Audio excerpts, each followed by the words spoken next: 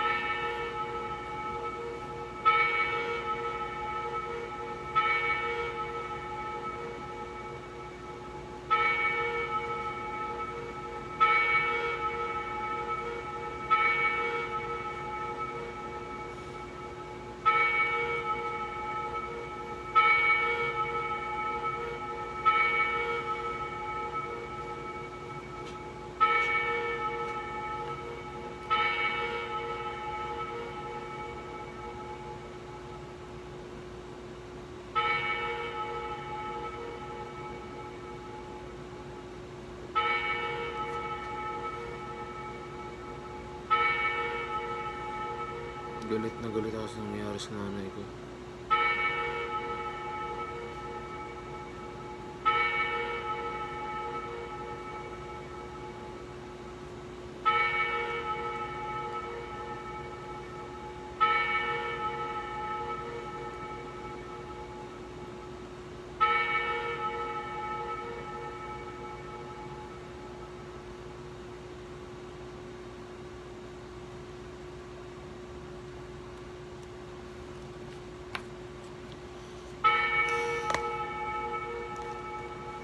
Anong nangyari sa pamilya ko?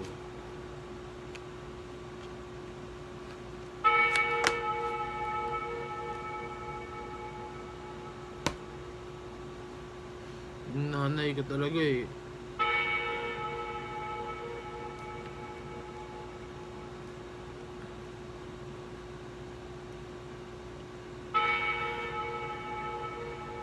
nanay ko kasi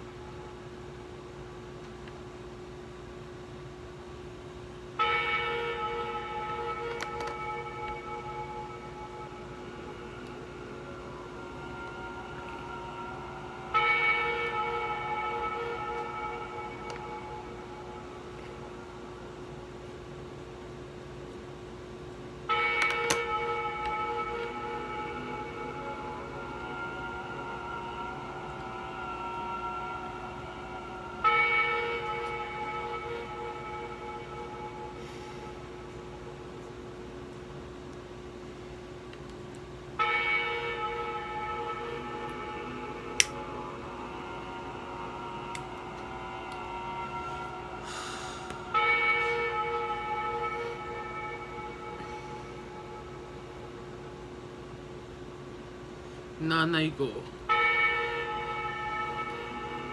Idita,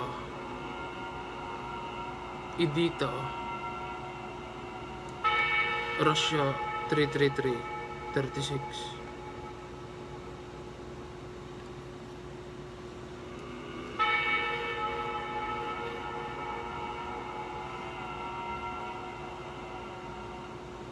Nanay ko eh.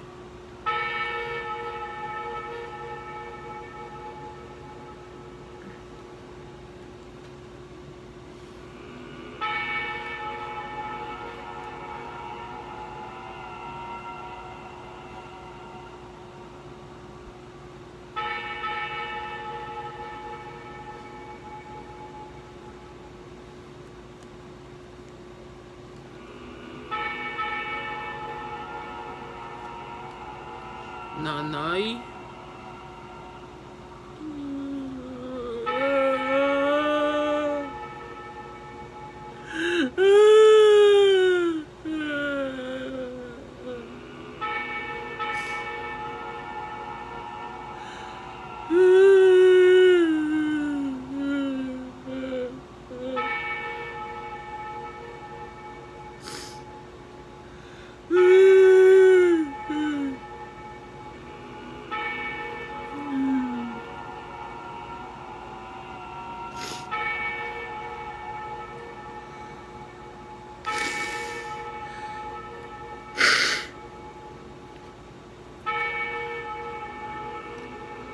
Nanay ko kasi.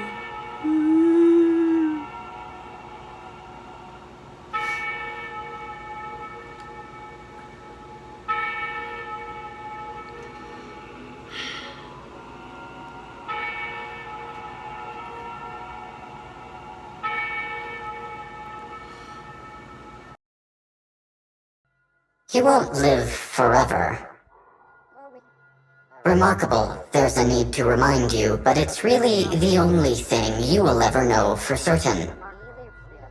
Your brain will cease to fire. If by a miracle of technology you achieve an artificial extension of your life, your sun will sterilize the Earth. If you escape into the stars, you'll simply expire with the final gasp of the universe, in its inevitable heat death. You will die, but you have no idea how you will live. You might imagine a future for yourself, but you're wrong. We've already established your powers of imagination to be embarrassingly optimistic. There are an infinity of contingencies over which you have no sway. What choice do you have, really, when nearly everything that occurs is beyond your control? But we can guarantee you a comfortable life. You will be housed, fed, cared for. This is a generosity we extend to you in exchange for your compliance. It will make things simpler for us. But there is the other way. The irons, pumps, a solution of chemical paralytics, antimicrobials, and growth potentates rushing through your immobilized carcass. We have galaxies full of planets we manage in this way, too. A comfortable life, or a miserable one. This is the only choice before you. No matter how you're raised, we will pluck some of you when you're plump, ripe. We'll meticulously pull apart your limbs, relish at the resounding clicks of your joints popping from their sockets. We'll peck out every morsel of meat from your tender palms and feed the hunks to our younglings. We'll shatter your bones into a splintered fringe and contentedly lap the oozing muck. We'll tug that rattle-trap of vertebra until your spinal cord is torn from the brain stem. You'll be killed and fed upon, and serve that higher purpose you're always stammering on about. And it will be a worthy one. Us. How can we stake this claim upon your bodies? We're stronger and you can't stop us. I await your moral outrage, your indignation, but since the dawn of man, strength has been your arbiter of justice. There's no escaping the heavy hand of authority, but by the force of a still more brutal opposition. Is it immoral for us to snuff out your reasoning minds at the pleasure of our digestive organs?